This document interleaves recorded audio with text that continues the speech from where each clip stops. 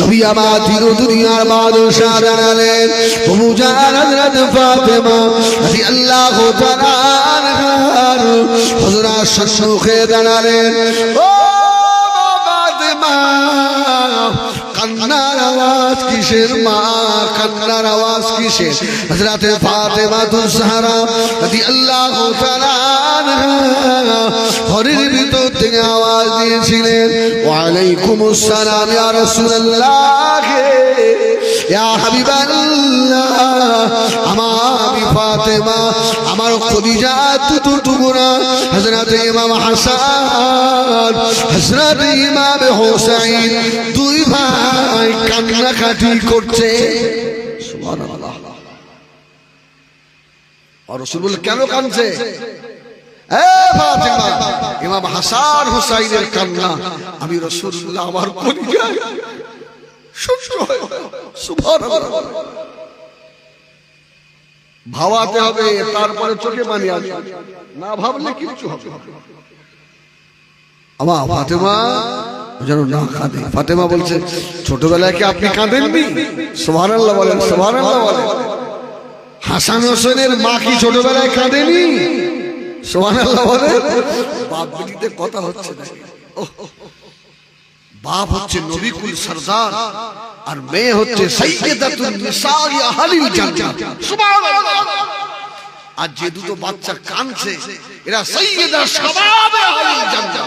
সুবহানাল্লাহ। বাপ আলী হলেন জান্নাতে মুরব্বিদের সরদার। এরাই তো আহলে হায়াত। নবী আমার দাঁড়িয়ে বলেছিলেন, ও মা ফাতেমা, মা ফাতেমা রে, সব বুঝেছি মা, ও কথা বলো না মা, আমি রাসূলুল্লাহর গায়ে এক টুকরো গোশত আমার। ও মেয়েরা, আল্লাহ নবী সাহাবীদের বলেছিলেন, ও আমার সাহাবীরা, তোমরা যদি আমার হাসান হুসাইনকে আমি রাসূলুল্লাহ কেন এত ভালোবাসি, এটা যদি পরীক্ষা করতে চাও, আমার ইমাম হাসান আর হুসাইনকে ভালো করে দেখো। ইয়া রাসূলুল্লাহ, কি দেখবো হুজুর? আরে ভালো করে তাকাও, ভালো করে দেখো দেখো দেখো। ওহ, ও পরখ করে খেয়াল করছে। সাহাবীরা দেখলে আল্লাহ নবী বলেছিলেন, ও আমার সাহাবীরা বাবারা শুনে রাখো, আমি রাসূলুল্লাহ আমার নবী থেকে উপরটা আল্লাহ আমার বড় ভাই ইমাম হাসান রাসূলুল্লাহর মতো ইমাম হাসানের আল্লাহ বানিয়েছে। জোরে বলুন সুবহানাল্লাহ। নবী থেকে উপরটা আমি রাসূল আমার যাব, আমার বড় ভাই ইমাম হাসানের তেমন, আর নবী থেকে নিচটা আমার যাব, আমার ছোট ভাই হযরত ইমাম হুসাইনের তেমন। জোরে বলুন সুবহানাল্লাহ। সে নাম বলতে গিয়ে তো অন্যদিকে চলে গেলাম। আলী বললেন যে নাম রেখেছি হামজা আর জাফর। রাসূল বললেন, না, এদের জান্নাতে লেখা আছে হাসান আর হুসাইন। জোরে বলুন সুবহানাল্লাহ। এর পূর্বে হাসান হুসাইনের নাম আর পৃথিবীতে ছিল না। সুবহানাল্লাহ। এই হাসান হুসাইন থেকে হাসান হুসাইন নাম শুরু হলো, এর আগে আর ছিল না। আমার ভাইয়েরা, সোনা মালিকেরা, আজকে কাদের কথা আমরা আলোচনা করব বাবা, শুনে রাখেন। হযরত ফাতেমা তুজহারা রাদিয়াল্লাহু তাআলা আনহা, মুজান ফাতেমা খদিজা টুকরা হযরত ইমাম হাসান আর হুসাইনকে হযরত ফাতেমা গোসল করিয়ে দিয়ে, খাইয়ে দিয়ে আর বাইরে বার করে দিয়েছে। এই একটু খেলা করে, আমি একটু সংসারের কাজ করি। সুবহানাল্লাহ। বাচ্চাদের পরিপাটি করে ছেড়ে দিয়েছে। দুই ভাই ও রাস্তার ধারে বসে খেলা করছে। খেলা করতে করতে কোথায় যেন কোন দিকে চলে গেছে। ফাতেমার কিছুক্ষণ পরে মনে পড়ে গেল, বাচ্চা দুটোকে ছেড়ে দিলাম, গেল কোথায়? বাড়ির বাইরে বার হয়ে দেখে মায়ের টেনশন হবে না? আমাদের বাড়ির সঙ্গে খুব বড় পুকুর, জানে? আমরা 6 ভাই। তো মা আমাদের পায়ে অনেক সময় দড়ি বেঁধে রাখতেন। আমার খুব ভালো মনে আছে, যেন কোনো বাচ্চা পানিতে না পড়ে যায়। সুবহানাল্লাহ বলে। তখন তো এত টিউবওয়েল ছিল না, ছিল হয়তো সে ওই পাড়ায় একটা মায়েরা সব লাইন দিয়ে পানি দিত, পানি আনতে গেলে পায়ে সব দড়ি বেঁধে রেখে দিত। আমরা সব হ্যাঁ কেন ম্যাও করতাম, সব কান্নাকাটি। আহা ওহ মা। হযরত ফাতেমা তুজহারা রাদিয়াল্লাহু তাআলা আনহা ইমাম হাসান হুসাইন কে পাচ্ছেন না, খোঁজাখুঁজি শুরু করে দিলেন। এই কথাটা মদিনার মসজিদে নববী শরীফে আমার আপনার নবী নূর নবী জনাবে মুহাম্মদুর রাসূলুল্লাহ সাল্লাল্লাহু আলাইহি ওয়াসাল্লাম আল্লাহর নবীর মুবারক গিয়ে পৌঁছে গেল। নবী আমার থাকতে পারে না গো, আল্লাহ নবী উঠে পড়লেন। ও আমার সাহাবীরা, বাবারা, আমার আবু বকর কোথায় গেল? আমার আবু বকর কোথায় গেল? হযরত আবু বকর ছুটে চলে এলেন। লব্বাইক ওয়া সাদাইক ইয়া রাসূলুল্লাহ, ইয়া হাবিবাল্লাহ, হুজুর কি বলছেন শুনুন। আল্লাহ নবী বললেন, ও বাবা আবু বকর, আমার ফাতেমার কলিজার টুকরা, আমার ইমাম হাসান আর ইমাম হুসাইনকে আমার ফাতেমা খুঁজে পায় না। ও বাবা আবু বকর, চলো আমার সঙ্গে চলো, আমি রাসূলুল্লাহ জান্নাতের সরদারদেরকে খুঁজতে যাব। সুবহানাল্লাহ। নবী যাদের জন্য প্রেশার, হযরত আবু বকরকে সঙ্গে নিয়ে আবার রাসূলুল্লাহ বার হলেন। ওহ খুঁজছে। হযরত ফাতেমা ঘরে বসে বসে, আল্লাহ আমার সোনা দুটো কোথায় গেল? আল্লাহ আমার আব্বার খুব মহব্বতে। সুবহানাল্লাহ বলে। হ্যাঁ এই রাসূলের ওসিলা দিয়ে দোয়া করলে কবুল হয় না?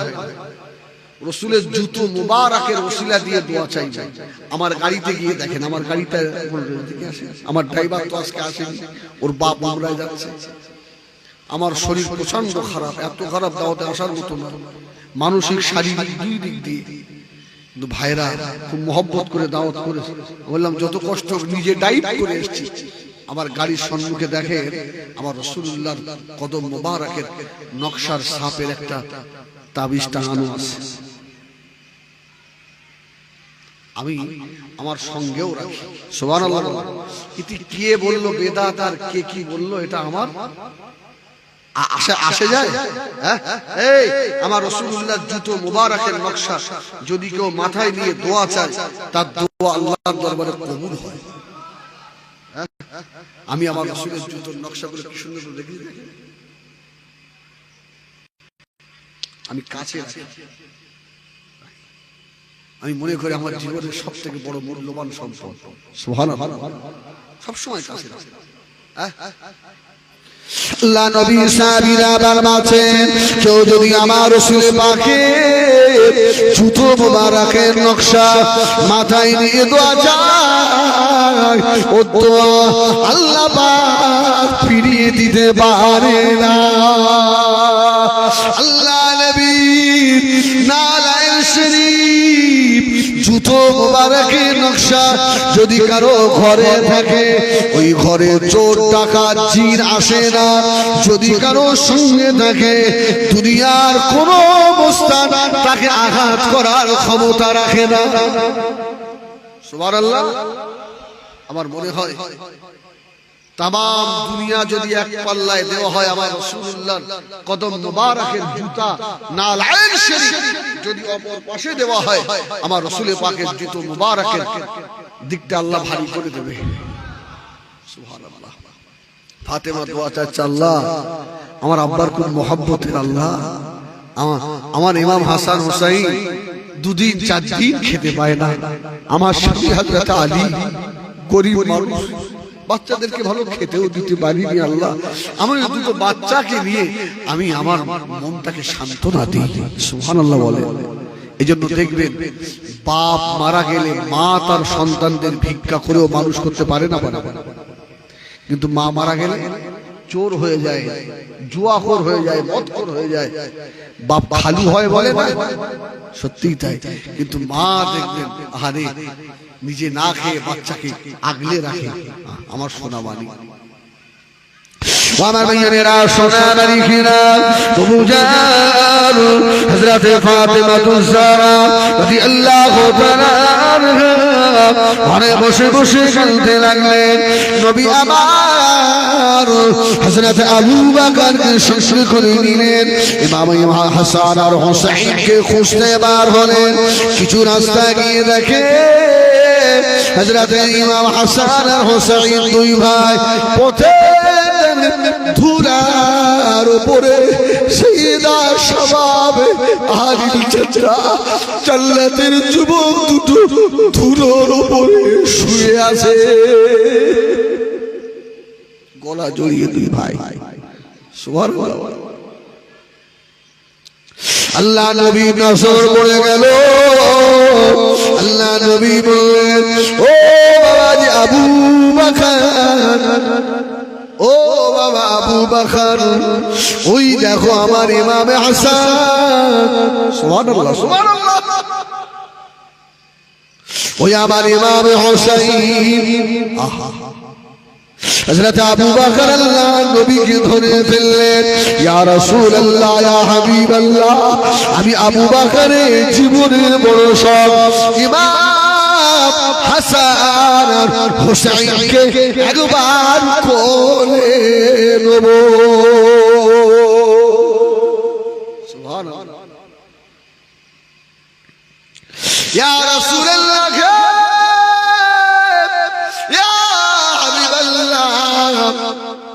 ওরা যে ধুলোর ওপরে শুয়ে আছে, চাঁদের কোনা দুটো ধুলার ওপরে শুয়ে আছে।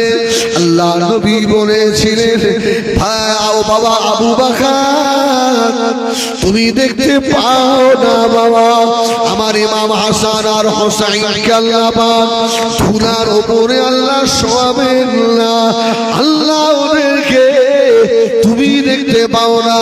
ওরা আল্লাহ পাকের রহমতের ফেরেশতার টানা মুবারকের উপরে শুয়ে আছে।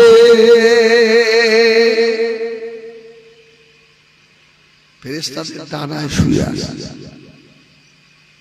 ইয়া রাসূলুল্লাহ, ইয়া হাবিবাল্লাহ, ওদের মা গায়ে দরুদ লাগছে।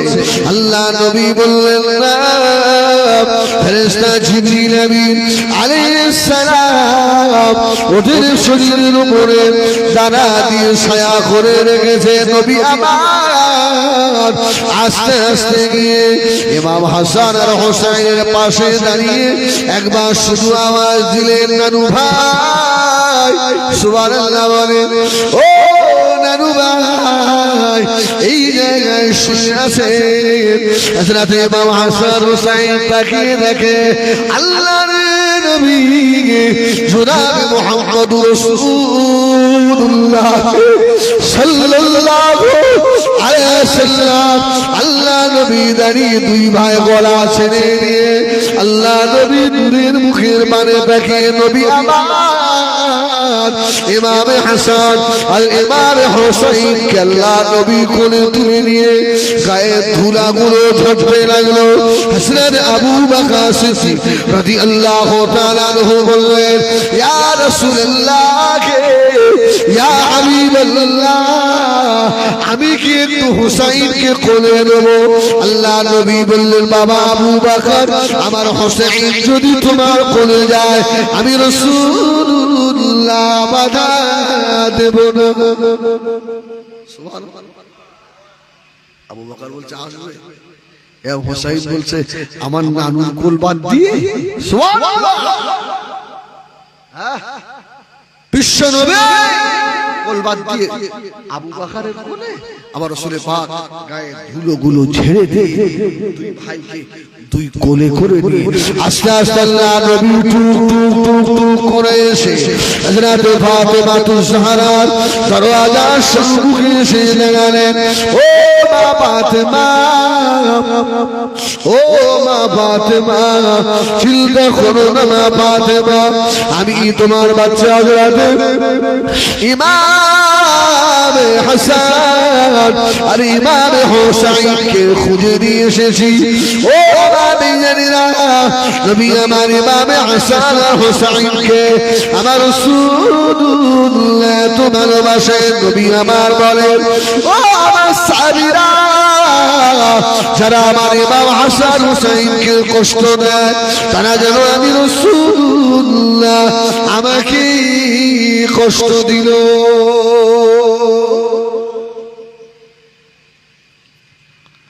আজকে আলে বায়াতের স্মরণে এরকম মিসালের সওয়াব করবে, সমাজের কিছু মানুষ ওখানেও বাধা দেবে।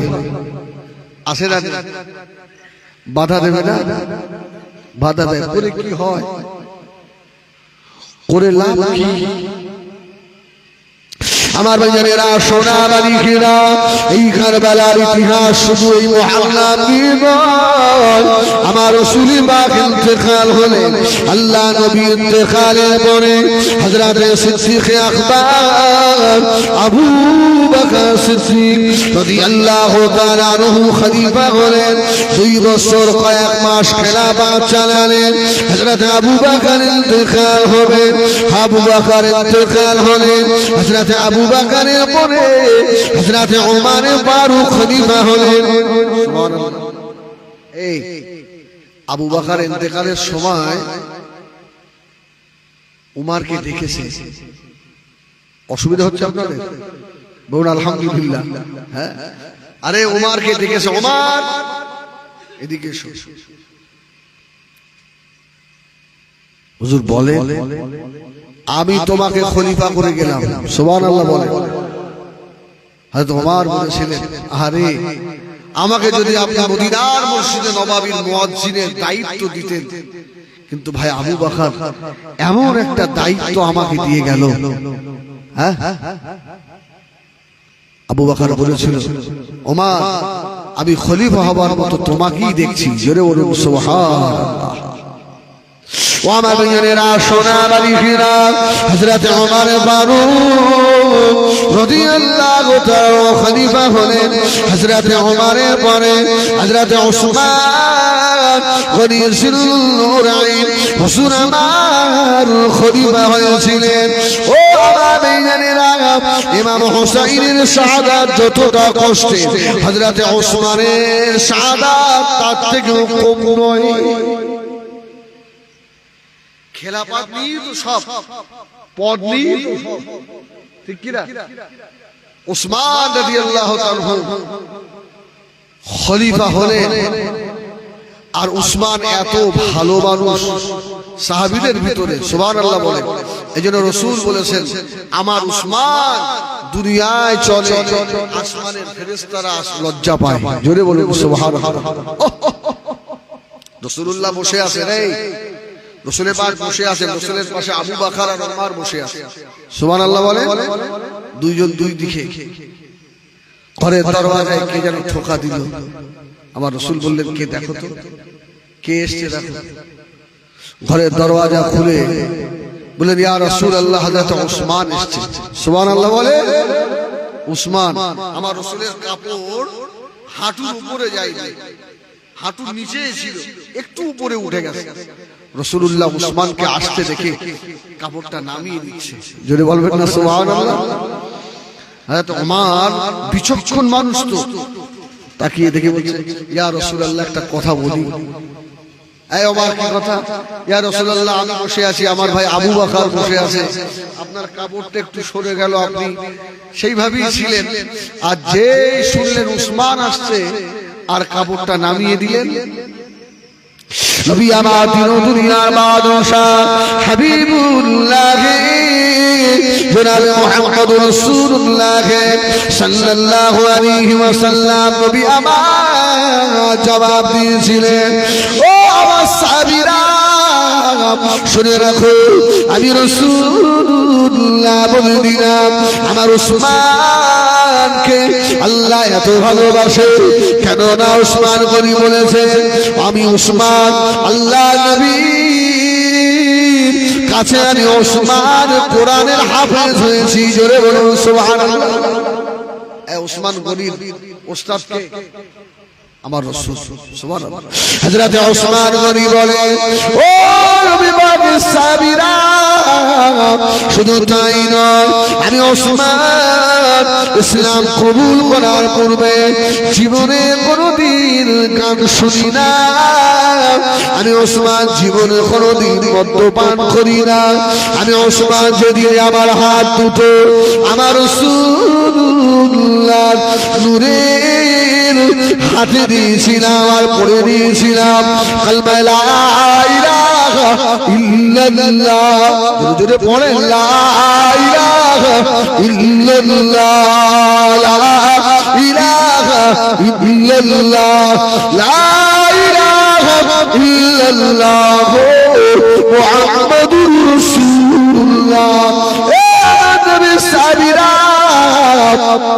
আমি উসমান ওই দিন থেকে এই হাত দুটোকে কোনদিন আমার লজ্জার স্থানে স্পর্শ করি না জোরে বলুন সুবহানাল্লাহ এই নিজের লজ্জার স্থানে হাত দেওয়া যায় না যায় না জায়েজ না যায় জায়েজ তো সাহাবীরা বলল ভাই উসমান নিজের লজ্জার স্থানে তো নিজে হাত দেওয়া যায় অসুবিধা নেই আপনি হাত দেন দেখানো উসমান বললেন বাবারে যে হাত আমার রাসূলুল্লাহর হাতে থেকেছে সুবহানাল্লাহ সুবহানাল্লাহ বলে ওই হাতে ওই জায়গা আমি উসমান লাগাতে পারবো না জোরে বলুন সুবহানাল্লাহ ও আমার ভাইয়েরা সোনা মানিকেরা আর একটু পিছিয়ে চলে যান আল্লাহ নবীকে আল্লাহ পাক কিছু ইসরাঈলি আল্লাহ জানিয়ে দেন এর মানে নবী ইলমে গায়েব তা নয় আমি একটু পিছনে যাচ্ছি আচ্ছা একবার তাকবীর দেবেন নারায়ে তাকবীর আলহামদুলিল্লাহ আমার ছোট ভাই জনাব মাওলানা মুফতি সেবগাতুল্লাহ সাহেব এসে গেছে হ্যাঁ সেবগাতুল্লাহ আমাদের একই জায়গায় ভাই হ্যাঁ একসঙ্গে সংগঠন করি আমার ছোট ভাই খুব ভালো ছেলে খুব ভালো ছেলে হ্যাঁ আল্লাহু আকবার দেখবেন কারবালার ইতিহাস খুব সুন্দর শোনাবে আপনাদের হ্যাঁ আমি যতটা পারি আগিয়ে যাই নাকি সুবহানাল্লাহ তারপরে ভাই এসে শোনাবে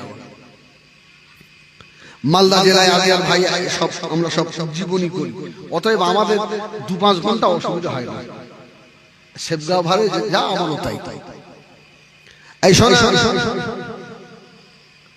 রাসূলের পাককে আল্লাহ পাক কিছু জ্ঞান ইলমের কিছু ইলম আল্লাহ পাক জানিয়ে দিতেন সুবহানাল্লাহ অতীত বর্তমান আর ভবিষ্যৎ তিনটে কাল আছে না মাজি মুস্তাকবিল আর হাল আরবিতে বলা হয় যেটা অতীতে হয়ে গেছে ওটা বলা সম্ভব বর্তমানে যেটা চলছে এটা বলা সম্ভব ভবিষ্যতে কি হবে এটা এর নাম হচ্ছে ইলমে গায়েব বলা যায় না আল্লাহ নবী চারজন বিখ্যাত সাহাবী হযরত আবু বকর ওমর ওসমান আলী এই চারজনের ভিতরে তিনজন হলেন শহীদ হযরত ওমর হলেন শহীদ হযরত ওসমান হলেন শহীদ হযরত আলী হলেন শহীদ ও নবী জানেরা হযরত আবু বকর শহীদ না এক তারিখে নবী আমার উহুদের পাহাড়ের উপর দাঁড়ালেন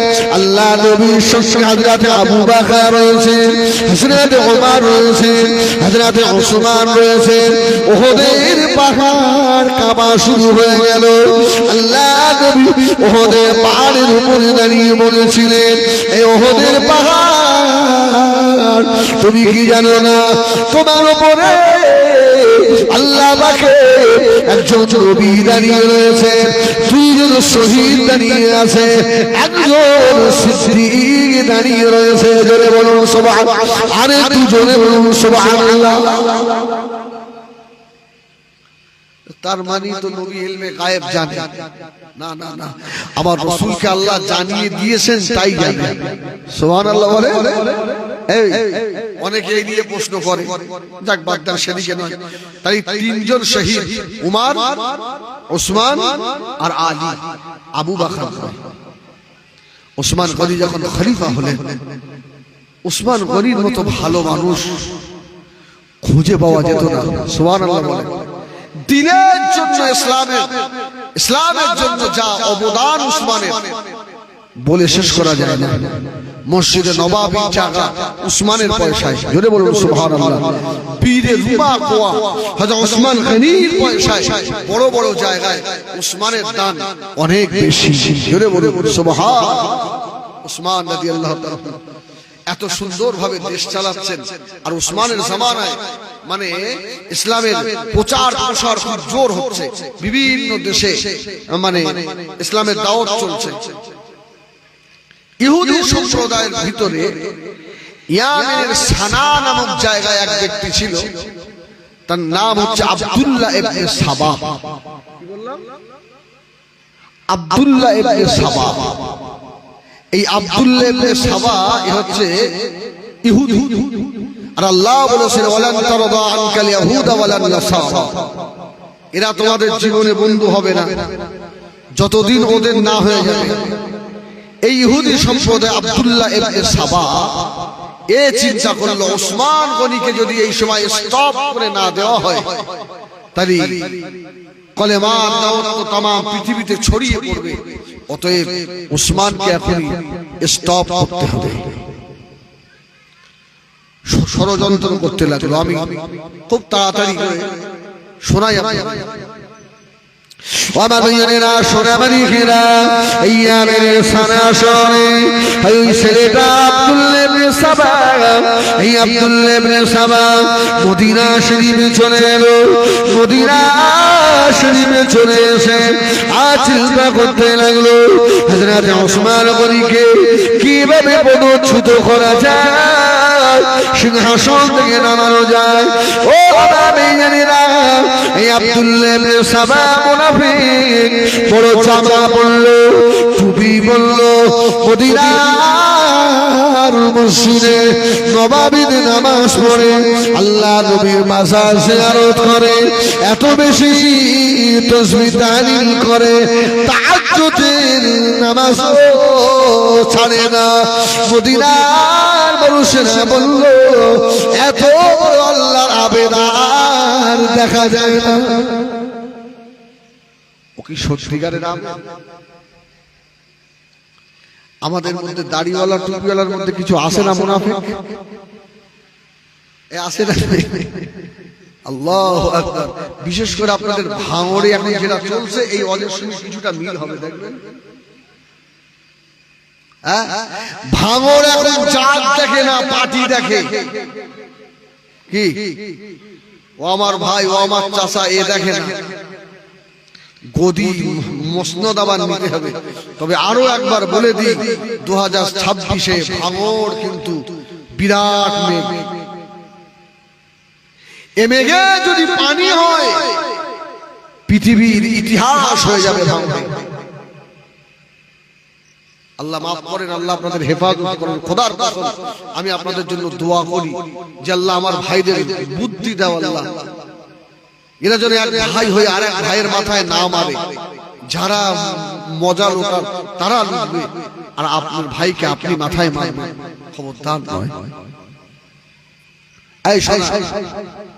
এই যে মুনাফিক আব্দুল্লাহ ইবনে সাবা, মদিনার কিছু মানুষ ওর পক্ষে হয়ে গেল। এত বড় আল্লাহওয়ালা মানুষ, যারা ওর শ্বশুরের পক্ষ হয়েছিল, তাদের মধ্যে আল্লাহ নবী সাহাবী একরাম সাহাবারাও ছিল। আব্দুল্লাহ ইবনে সাবাকে চিনতে পারল না। আব্দুল্লাহ ইবনে সাবা মদিনা শরীফ থেকে মক্কা শরীফে চলে এলেন। মক্কা শরীফে চলে এসে আল্লাহ পাকের কাবা শরীফ তওয়াফ করলেন। কাবা শরীফে নামাজ আদায় করে আব্দুল্লাহ ইবনে সাবাকে উসমানকে দেখে মক্কার কিছু মানুষেরা পাগল হয়ে গেল।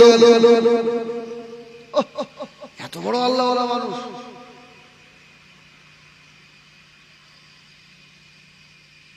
আব্দুল এই কথাটা উসমান গনির কানে পৌঁছে গেছে। সুবহানাল্লাহ বলেন। এই খলিফাতুল মুসলিমিন হযরত ওসমান, আমাদের দেশে একজন মানুষ এসেছে, এত বড় আবেদ, সব সময় আল্লাহর ইবাদতে থাকে। উসমান বলল, তাই? মানুষটা খুব বড় আবেদ। বলল, হ্যাঁ। একদিন এই আব্দুল্লাহ ইবনে সাবা উসমান হুজুরের সঙ্গে দেখা করতে গেছে। সুবহানাল্লাহ বলেন। এখন সকলের চোখ তো এক নয়, কিছু কিছু মানুষ আছে দেখবেন তাদের চোখ আলাদা, লোক দেখলেই বুঝতে পারে এ ভালো না খারাপ। আছে না? হ্যাঁ, কিছু মানুষের আল্লাহ এমন পাওয়ার দিয়ে থাকে। এই আব্দুল্লাহ ইবনে সাবা চলে গেল হযরত ওসমানের কাছে। আল্লাহ নবী জামাতে হযরত ওসমানের কাছে গিয়ে দাঁড়ালো। ও বাবাইজানেরা, আল্লাহ নবী জামাতে হযরত ওসমান গনি রাদিয়াল্লাহু তাআলা হুজুর আমার মাথাটা নিচু করে নিলেন। কিছুক্ষণ পরে আব্দুল্লাহ ইবনে সাবা বলল, ও হযরত ওসমান, আমাকে কি এই দেশে কোন একটা ভারী দায়িত্ব কি দেওয়া যায় না? আমি এত ইবাদত করি, ভালোবাসি, আমার একটা দায়িত্ব দেবে? আপনাদের ভাঙড়ে যা চলছে দায়িত্ব আমার দেবে না? আরে টুপিওয়ালা দাড়িওয়ালা দেখি বলবেন না, আগে তার ভেতর ঢুকবেন। আরে বল বাবু, বলছি অনেক দুধ চলে যাবে, লাস্টে মা দুধ কে কেটে মারবো, দরকার নেই। উসমান গনি মাথাটা উঁচু করে বললে, আমি তোমাকে দায়িত্ব দেবো না। সুবহানাল্লাহ, আমি তোমার দায়িত্ব দেবো না। ও বললো, কেন? বলছে, না, তোমার মুখের ভাব ভালো। হ্যাঁ, তোমাকে দেখে সত্যিকারের আবেদ বলে আমার মনে হচ্ছে না। তোমার মধ্যে জাল জোর চুরি কিছু আছে। আব্দুল্লাহ ইবনে সাবার মাথা গরম হয়ে গেল। আমাকে দায়িত্ব দিল না। আমার ভাইয়েরা, সোনামানিকেরা, আমার রাসূল পাকের কিছু সাহাবীরা যারা এই আব্দুল্লাহ ইবনে সাবার ইবাদত থেকে পাগল হয়ে গিয়েছিল, উসমানের কাছ থেকে ঘুরে এসে ও এবারে দল তৈরি শুরু করলো। উসমানকে খলিফার পথে রাখা যাবে না। ও আমার ভাইয়েরা, এই আব্দুল্লাহ ইবনে সাবার ওদেরকে সঙ্গে করে নিয়ে নিজে আস্তে আস্তে তোর বাড়ি তো ইয়ামেনের সানা শহরে ইয়ামেনে চলে গেল। সব জায়গায় তো রাসূলুল্লাহ সাহাবীরা ছিলেন। ইয়ামেনে গিয়ে বলছে, শোনো, খলিফা উসমান হবে কেন? খলিফা আলী হবে। দেখেছেন কিভাবে লাগাচ্ছে? দেখেন, খলিফা উসমান হবে কেন? আলী কোন দিক দিয়ে কম আছে? আলী কি কোন দিক দিয়ে কম? রাসূলুল্লাহ বলেছেন, আনা মাদিনাতুল ইলমি ওয়া আলীউল বাবুহা, আমি ইলমের শহর আর ওই শহরের দরওয়াজা আলী। আলী উপযুক্ত থাকতে কেন উসমান খলিফা হবে? কিছু মানুষ আব্দুল্লাহ ইবনে সাবার পক্ষ নিয়ে নিল, সব শুদ্ধ মুসলমান, সব দাড়িওয়ালা টুপিওয়ালা। এর মধ্যে কিছু বিচক্ষণ মানুষ ইয়ামেনের সানায়, তারা বললে, ইহুদি আব্দুল্লাহ ইবনে সাবা, জামা দেখিয়ে লাভ হবে না, টুপি দেখিয়ে লাভ হবে না, তোর নিয়ত ভালো, তুই এখান থেকে দূর হ। ইয়ামেনের সানা শহর থেকে উনি চলে এলেন বসরায়। বসরার কিছু মানুষকে আবার ওইভাবে বোঝালেন। বসরার কিছু মানুষ, রাসূলুল্লাহ সাহাবীরা বললেন, তোমার ভাব ভালো নয়। বসরা থেকে চলে গেল কুফায়। কুফার কিছু মানুষকে হাত ধরল। কুফা থেকে চলে গেল দামেস্কে। দামেস্কের কিছু মানুষকে বলল। তারপর চলে গেল মিশরে। মিশরে গিয়ে বড় দল একটা বানিয়ে আবার চলে এলেন মদিনায়। কিভাবে?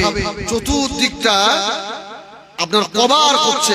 উসমান গনিকে খেলাফতের পর থেকে নামাবে, ভালো মানুষটাকে রাখবে না, দুষ্টু মানুষটাকে আনবে।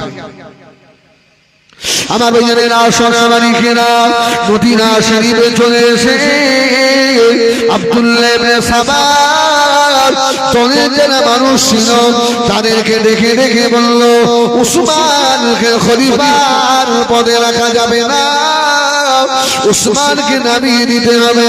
আল্লাহর নবীর কলিজার টুকরা কিছু সাহাবী ছিল, তারা বলল, না না না, আমরা উসমানের বিরোধিতা করতে পারবো না। কেন না? হযরত উসমানের অনেক দান রয়েছে। মদিনা মসজিদে নববীর জায়গা উসমানের দেওয়া।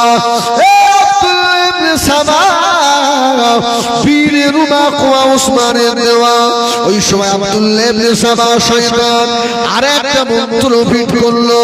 ওরা বলল, না, এই যে দানগুলো উসমান করে, উসমানের টাকা নয়। বলে, কে কার টাকা? বলে, রাজ কোষ থেকে নিয়ে দেয়, উসমানকে নিজের গাড়ি থেকে দেয়। কিরকম চাল চালছে দেখেন, টুপি আছে না নেই? হ্যাঁ, সব ঠিক আছে, চাল চলে দিল। উসমানকে কে বলবে যে তোমাকে খেলাফতে রাখা হবে না? জুম্মার দিন হবে, জুম্মার দিন।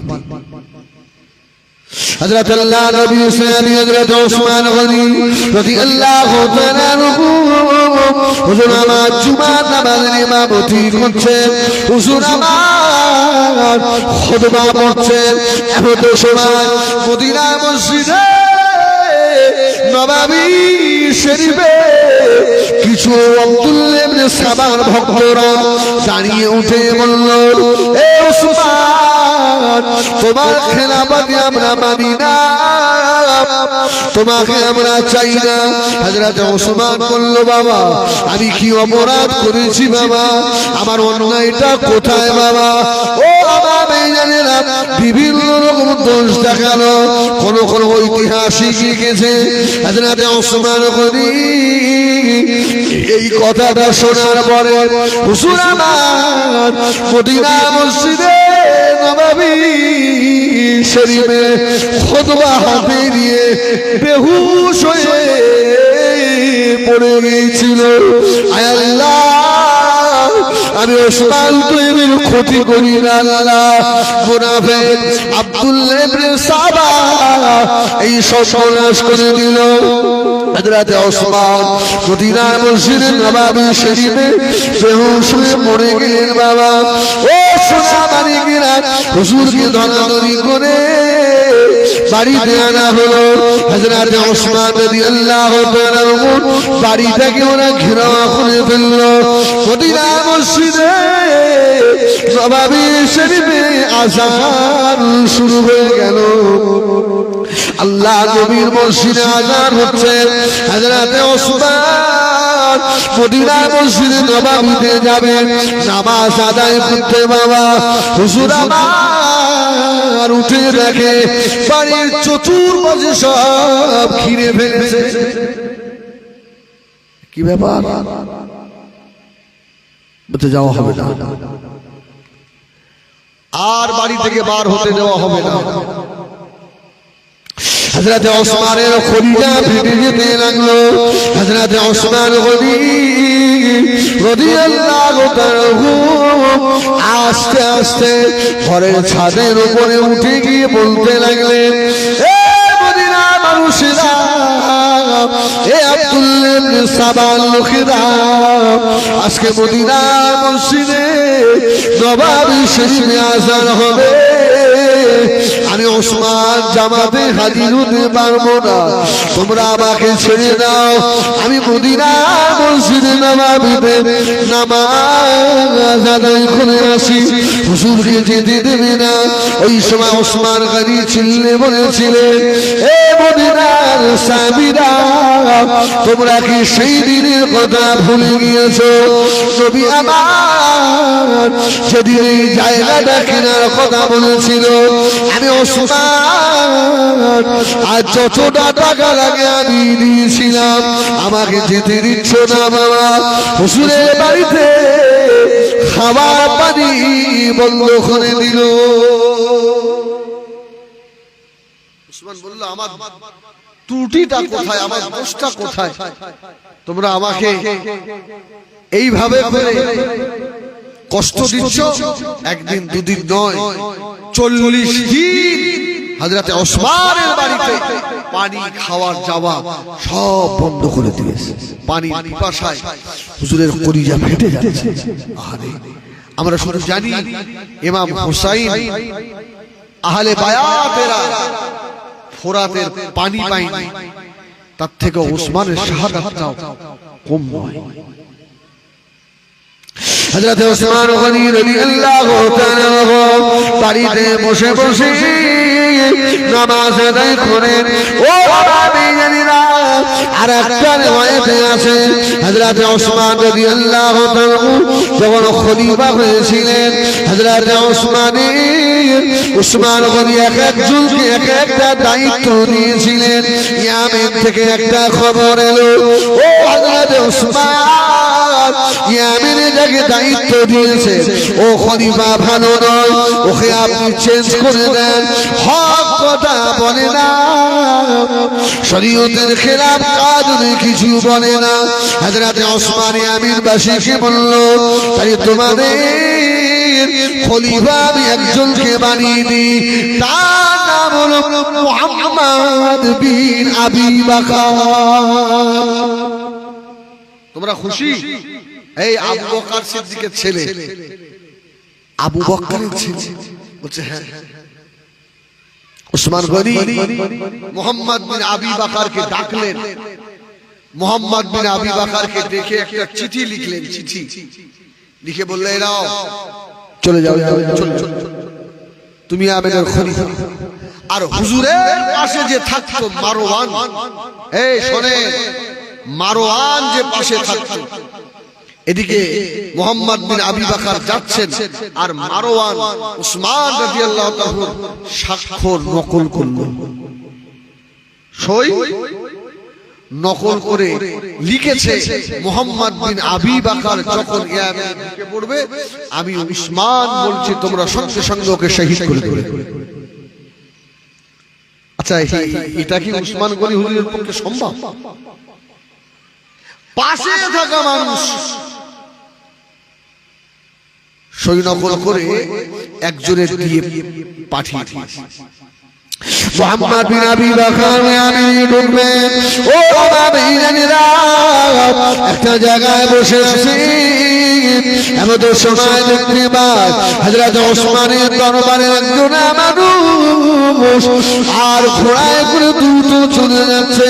মুহাম্মদ বিন আবি বকর বলল, কি ধরো, তাড়াতাড়ি করে ধরা হলো, ধরে আনা হয়েছে। বাবা ধরে আনা পরে জিজ্ঞাসা করা হলো, তুমি যাও কোথায়? বলছে আমি ইয়ামেনে যাব। কেন বাবা, কি খবর? ওই সময় চিঠিটা বার করে দেখালো। এই দেখো, ওসমান গনি চিঠি পাঠিয়েছে। মুহাম্মদ বিন আবি বকর চিঠি খুলে দেখছে, ইস, রাসূলুল্লাহর জলিলুল কদর সাহাবী ওসমান আমাকে খলিফা বলে পাঠিয়ে দিয়ে আবার একজনকে দিয়ে আরেকটা চিঠি পাঠাচ্ছে যে আমি ঢুকলেই যেন আমাকে শহীদ করে দেওয়া হয়। আচ্ছা, এটা কি ওসমান গনি হুজুরের কাজ? কে করেছে? মারওয়ান, হুজুরের পাশে থাকা মানুষ। আল্লাহু আকবার। মুহাম্মদ বিন আবি বকরের মাথা গরম হয়ে গেছে। এই ইয়ামেনে আজ যাব না, চলো এই বিচার দেব হযরত আলীর কাছে। উসমান এত বড় নেমক হারাম কি করে হয়ে গেল? উসমান গনি হুজুর কিছুই জানেন না, ভালো মানুষ।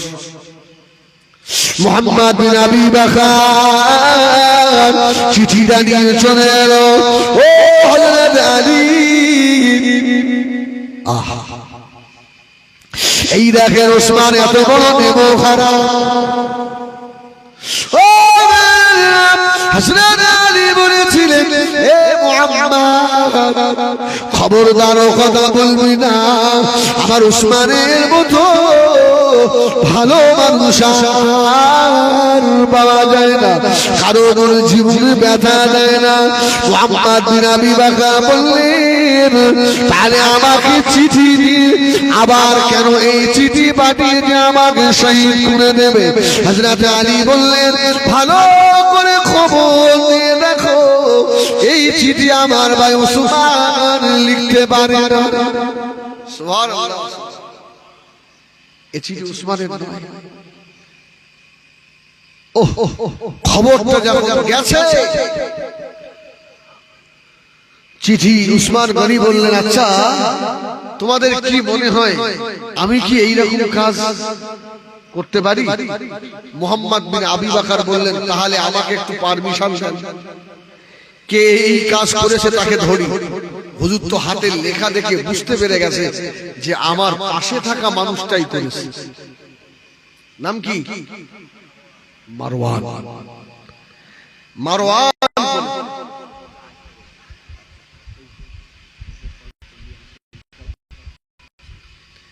ভাই একটু আগে আগে আসবে। হ্যাঁ, আমি এদিক ওদিক করে বলে আমার সেদ্ধ ভাই ঠিক করে দেবে। আসেন, আগে আসেন, আগে আসেন, একটু আগে আসেন। কলমে লা ইলাহা ইল্লাল্লাহ, লা ইলাহা,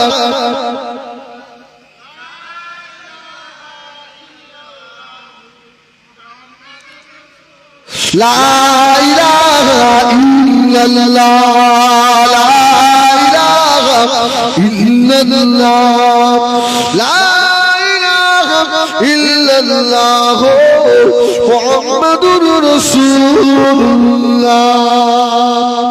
সাল্লাল্লাহু। আল্লাহ নবীর পরিচয় সাহাবী হযরত ওসমান গনি বলেছিলেন, এ কাজ আমার নয়। মুহাম্মদ বিন আবি বকর বললেন, ও হযরত ওসমান, তাহলে চোর আমরা ধরি নালে। ওসমান গনি বুঝতে পেরে গিয়েছে এই হাতের লেখা অন্য কারো নয়, এই হাতের লেখা হলো মারওয়ানের।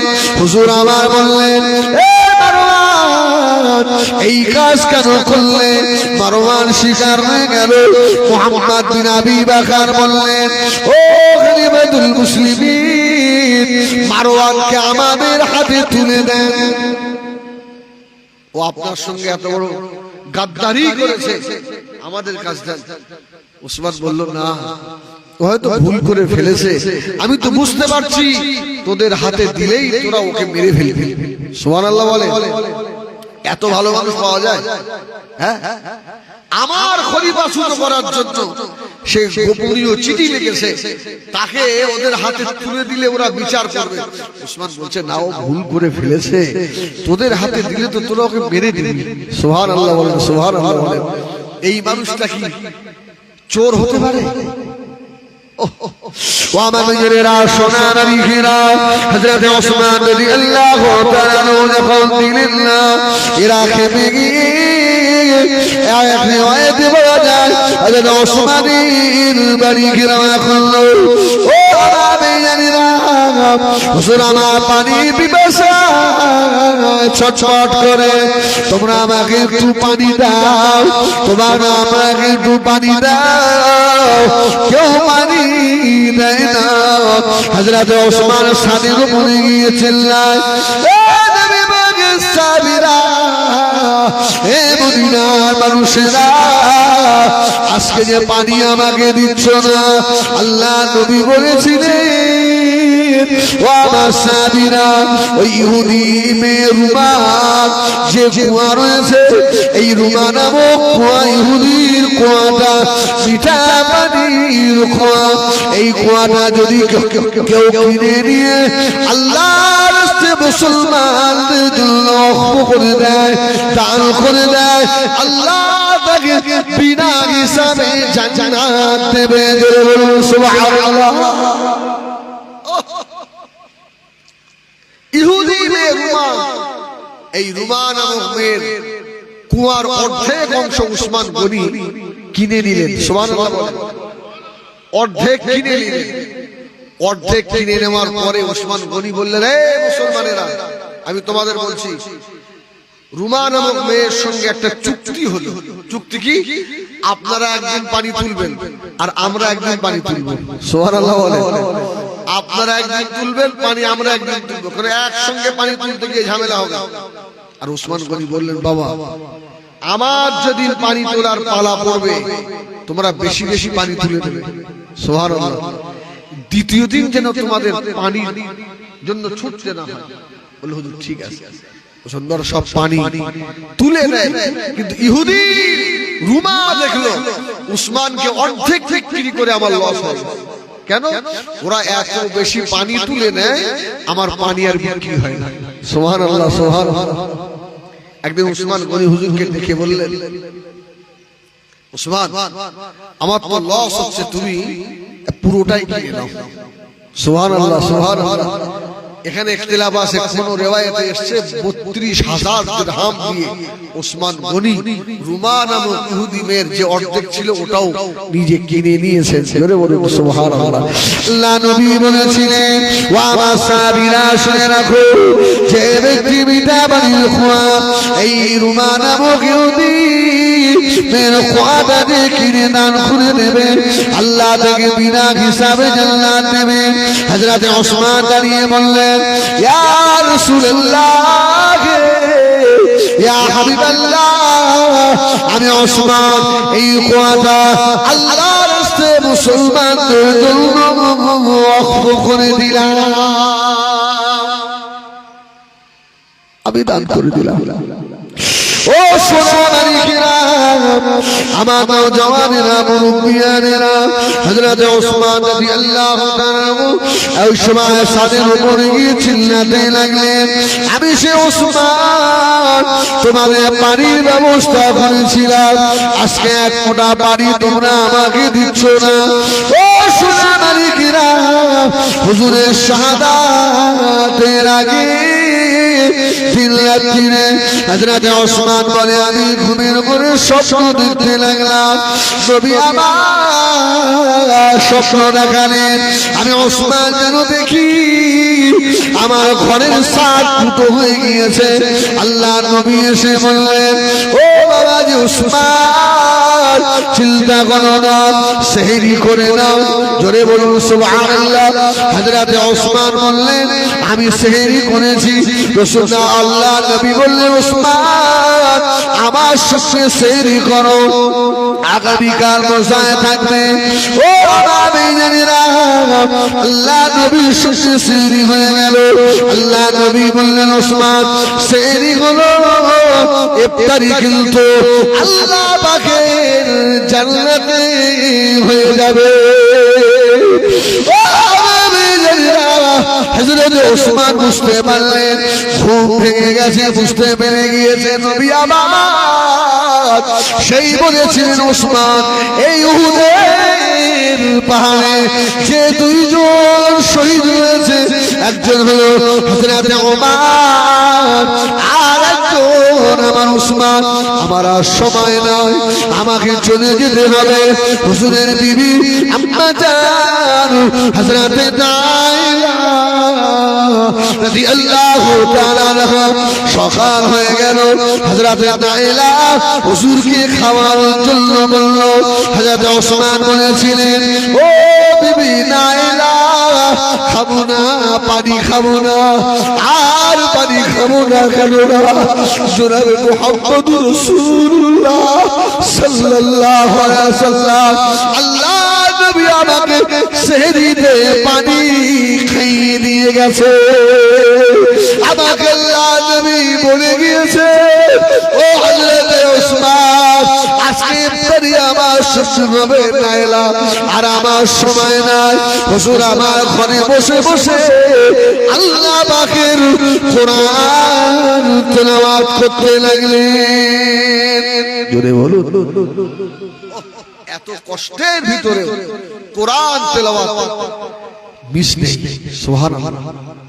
আমরা কোরআন জেনে অনেকে ভুলে যাই, এই ঠিক না ভুলে বলে, কোরআন শিখে অনেকে ভুলে যায়।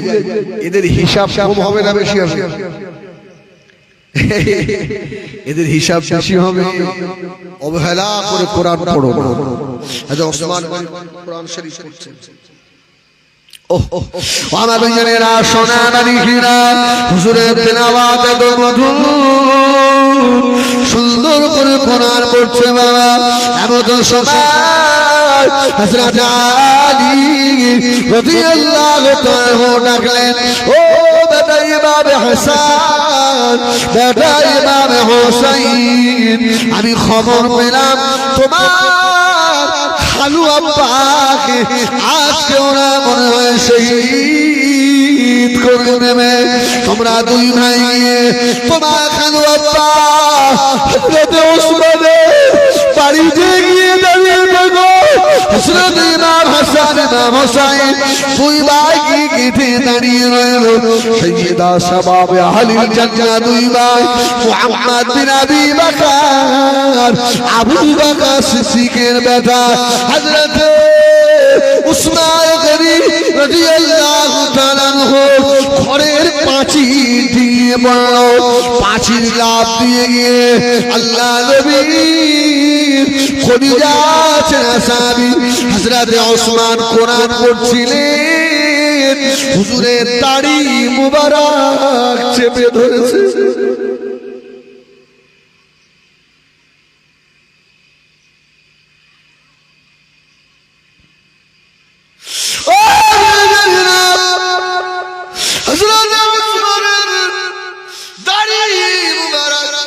যখন চেপে ধরল, হযরত ওসমান মাথাটা উঠালেন।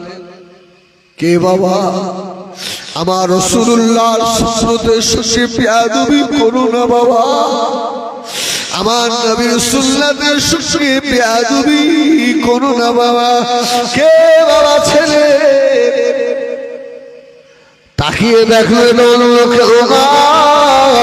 এটা আবু বকর সিদ্দিকের বেটা মুহাম্মদ বিন আবি বকর। হযরত ওসমান কোরআন খুলে রয়েছে। হযরত ওসমান বলতে লাগলেন, এ মুহাম্মদ, আজকে আমার নবীর সুন্নতের সাথে বেয়াদবি। আমি ওসমান কারো ক্ষতি করি না, আমি ওসমান জীবনে কারো মনে ব্যথা দিই না। আজকে আমাকে এইভাবে মারবি রে? তোর আব্বা হযরত আবু বকর সিদ্দিক রাদিয়াল্লাহু তাআলা যদি হায়াতে জীবিত থাকতেন, আমি ওসমানের সাথে বেয়াদবি তোর আব্বা আবু বকর সহ্য করতে পারত না। এই আবু বকর সিদ্দিকের ছেলে মুহাম্মদ বিন আবি বকর হুজুরের দাড়ি মুবারক ধরে এত জোরে টান দিয়েছে, আল্লাহ নবী সুন্নাত উসমানের এক মুষ্টি দাড়ি উঠে চলে এলো। হযরত ওসমান কে আর মানল না। যেই বলল তোর বাপ বেঁচে থাকলে বেয়াদবি করতে পারতি তুই, সরে গেল। আর একজন ছুটে এসে রড দিয়ে মাথায় মারবে। হুজুর আমার চঞ্চল করে কাঁদছে। আমি ওসমান তোদের জীবনে ক্ষতি করি না। 40 দিন পানি খেতে দিলি না, খাবারও আমাকে দিলি না, আল্লাহ নবীর মসজিদে যেতে দিলি না। তোরা এত পাশান আমাকে মেরে দিবি। আর একজন রড নিয়ে যখন আসছে, হুজুর তাকিয়ে বলল, তুই অমুকের ছেলে না? এই তুইও তো সাহাবীর বেটা, আমাকে মারবি? ও সরে গেল। এত কষ্টের ভিতর দিয়ে হযরত ওসমান তেলাওয়াত বন্ধ করে না, আবার তেলাওয়াত শুরু করলেন। পিছন দিক দিয়ে একজন এসে হুজুরের গর্দানের উপরে তলোয়ার মারবে। হুজুরের বিবি নাইলা রাদিয়াল্লাহু তাআলা ছুটে এসে ঠেকাতে গেলেন, বেরো না বেরো না। আবার স্বামী ওসমান, তোদের কি ক্ষতি করেছে রে? এমন ভালো মানুষকে তোরা শহীদ করে দিবি রে? হযরত নাইলা হাত দিয়ে ঠেকাতে গেলেন, আম্মা জানের হাতে কয়েকটা আঙুল কেটে জমিনে পড়ে গেল। হযরত ওসমানের গর্দানে কোপ লেগে গেল। হুজুরের রক্তে বাবা আল্লাহ পাকের কোরআন লাল হয়ে গেল। ও শুনে মালিকেরা, যারা আল্লাহ দ্বীনের জন্য শহীদ হয়েছে, উহুদ, বদর, খন্দক, খায়বারে যত জিহাদ অনুষ্ঠিত হয়েছিল, এই জিহাদের ময়দানে সাহাবীরা শহীদ হয়েছে। যারা আল্লাহর জন্য শহীদ হয়েছে, কোন শহীদের তলোয়ার সাক্ষী দেবে, কোন শহীদের অঙ্গ প্রত্যঙ্গ সাক্ষী দেবে, কোন শহীদের জমিন সাক্ষী দেবে। হযরত ওসমানের শাহাদাতের সাক্ষী আল্লাহ পাকের কোরআন দেবে। সুবহানাল্লাহ। হুজুরের শাহাদাতের সাক্ষী দেবে আল্লাহর কোরআন যে ওসমান শহীদ হয়েছে। বেঈমান মুনাফিকদের রাগ কখনো মেটে না। হুজুরের লাশটা ঘর থেকে পার হতে দেবে না। তখনও তারা ঘিরে দাঁড়িয়ে রয়েছে। ও শামে কারবালা খুলে রাখো। হযরত ওসমান গনির লাশ কয়েকদিন পরে গভীর রাত্রিরে হযরত আলী রাদিয়াল্লাহু তাআলা হুজুরকে দাফনের জন্য লাশ বার করে নিয়ে যাচ্ছে। এমন সময় ওসমানের মাথাটা ঘরের চৌকাঠে লেগে গেল। সেই ওসমান গনি হুজুরের মাথাটা ঘরের চৌকাঠে লেগেছে। হযরত আলী চিল্লে উঠলেন, ভাই রে, আমার ওসমান ভাই ভালো মানুষ, তাকে শহীদ করলো, আবার তার বার করার সময় তাকে আমি আবার দুঃখ দিলাম, তার মাথাটা লেগে গেল। হুজুরকে নিয়ে গিয়ে জান্নাতুল বাকি কবরস্থান, যেখানে 10,000-এর অধিক সাহাবী রয়েছে। সুবহানাল্লাহ বলেন। আমার ভাই আসছে, নারায়ে তাকবীর। জনাব আলহাজ মাওলানা মুফতি সিবগাতুল্লাহ সাহেব, সিলসিলায়ে হক মুজাদ্দিদুজ জামান। আমার ভাইরা, আপনাদের অসুবিধা হচ্ছে নাকি? হ্যাঁ বলুন আলহামদুলিল্লাহ। হ্যাঁ, আমার ভাইয়ের পর থেকেই শুরু করবে, অসুবিধা নেই। আপনাদের রাগ টাগ নাকি? আমার ভাইয়েরা, সোনা মানিকিনা, নবী আমার দুনিয়ার বাদশা হাবিবুল্লাহ জনাবে মুহাম্মদুর রাসূলুল্লাহ সাল্লাল্লাহু আলাইহি ওয়াসাল্লামের 10,000-এর অধিক সাহাবী মদিনার মসজিদে নববী শরীফের পাশে জান্নাতুল বাকিতে শুয়ে আছে।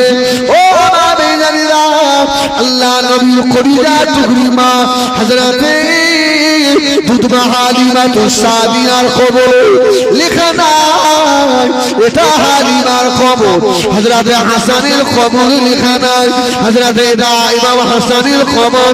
হযরতে ফাতেমাতুজ জাহরা রাদিয়াল্লাহু তাআলা কবরে লেখা নাই, এটা ফাতেমার কবর।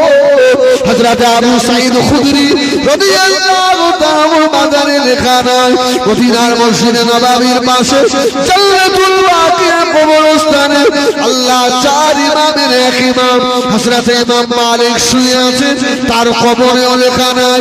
হযরতে ইমামে জাফর সাদিক রাহমাতুল্লাহ আলাইহি, তার কবরেও লেখা নাই। মদিনার মসজিদে নববী মদিনার কবরস্থান জান্নাতুল বাকিয়া। এই কবরস্থানের ভিতরে একটা কবর চিনতে পারবে, ওই কবরটা হযরতে সাইয়্যিদুশ শুহাদা হযরতে উসমান গনি। জনে বলুন সুবহানাল্লাহ, আর একটু জনে বলুন সুবহানাল্লাহ। ও আমাদের জানেরা, আপনাদের আমার সঙ্গে ভাই উমরায় ছিল, আমরা একসঙ্গে জান্নাতুল বাকি জিয়ারত করেছি। আমার শেখা ভাই মনে হয় কয়েকদিন পরে উমরায় যাবে, ভাইও যাবে। তবে সব থেকে ভালো লাগে কি জানেন, মুজাদ্দিদে জামানের সিলসিলা এই জন্যই ভালো লাগে। ফুরফুরা যারা সত্যিকারের একনিষ্ঠ মানুষ, জিজ্ঞেস করে দেখেন, আমরা যখন জান্নাতুল বাকিতে ঢুকেছি আমরা পাই জুতো দিয়েছিলাম। এই তো আপনাদের গ্রামের ছেলে, ও আমার সঙ্গে ছিল, আমি ওদের বললাম জুতো খুলে নাও। অনেকে বলল কেন, মানে পাগল রে, জীবিত মানুষ শুয়ে আছে। সুবহানাল্লাহ বলো। হ্যাঁ, সব জিন্দা মানুষ, আমরা নাপাক গুনাহগার, আমাদের জুতোর আওয়াজ যেন ওরা না পায়। সুবহানাল্লাহ বলেন। এই আদবের খাতিরেও আল্লাহ ক্ষমা করে দেন। আমার ভাইরা, আমি বললাম না একটু অবস্থা খারাপ আছে। হ্যাঁ, আমার ছোট ভাই জনাব আলহাজ মাওলানা মুফতি সিবগাতুল্লাহ সাহেব খুব ভালো আলেম, খুব ভালো আলেম, খুব ভালো বক্তা। হ্যাঁ, বিশেষ করে সবথেকে বড় যে পরিচয়, ভাইয়ের অভিভাবক বললেও খুব একটা ভুল হয় না, পীর আল্লামা কালিমুল্লাহ হুজুর রাহমাতুল্লাহ আলাইহি। ভাইয়ের কিতাব কেনার পয়সা হুজুর অনেক সময় দিতেন। আমরা একই পীরের মুরিদ। সুবহানাল্লাহ বলেন। হিজবুল্লাহ আর সিবগাতুল্লাহ যেন হুজুরের কাছে একটা বড় মহব্বতের ছিলাম আমরা। আবার আমরা দুই ভাই, আমরা একটা সংগঠনও করি, লেকচারার অ্যাসোসিয়েশন অফ বেঙ্গল। বুঝেন, আমার ভাই মানে সহ সেক্রেটারি, আমি আসি নিচে ভাইদের পিছনে, আমি অত পাইনি, নরম লোক তো, আমি তোদের পিছনে আছি।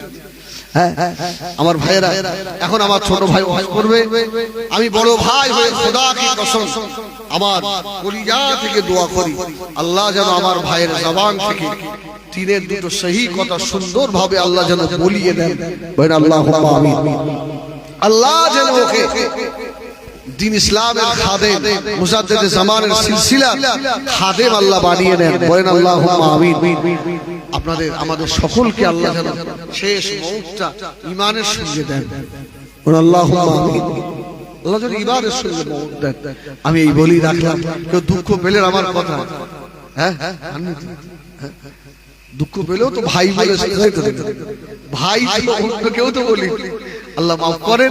এখন আমি মাইক ছেড়ে দিলাম, আমার ছোট ভাই এখন ওয়াজ করবে, একটু মহব্বতের তাকবীরটা দেবেন ভাই। হ্যাঁ, যে আসতে বলবে তার সঙ্গে কিয়ামতে দেখা হবে হাজরের মাঠে। হ্যাঁ, নারায়ে তাকবীর।